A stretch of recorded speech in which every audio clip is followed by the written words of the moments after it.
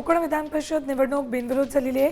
बाळ मानेनंतर आता अपक्षांनीही माघार घेतलेली आहे। आताची एक महत्त्वाची बातमी, कोकण विधान परिषद निवडणूक बिनविरोध झाली, त्यामुळे अनिकेत तटकरे हे बिनविरोध झाले। बाळ मानेनंतर आता अपक्षांनी सुद्धा माघार घेतली, तर नितेश राणे यांची शिष्टाई कामाला आली आहे। अपडेट्स घेऊयात आमचे प्रतिनिधी अमोल कले यांच्याकडून।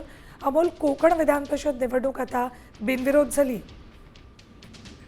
नक्कीच आजचा दिवस हा कोकणासाठी महत्वाचा मानावा लागेल, कारण का खरं पाहिलं महाविकास आघाडीचे बाळ माने आणि अनिकेत तटकरे महायुतीचे आहेत, त्यांच्यामध्ये महत्वाची तरी टक्कर होणार होती।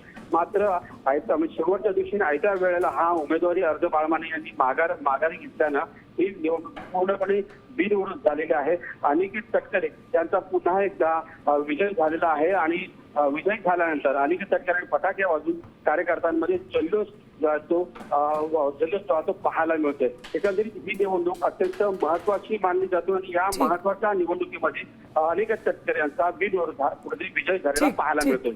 ठीक, धन्यवाद अमोल संपूर्ण माहितीसाठी। तर कोकण विधान परिषदेची निवडणूक आता बिनविरोध झाली आहे।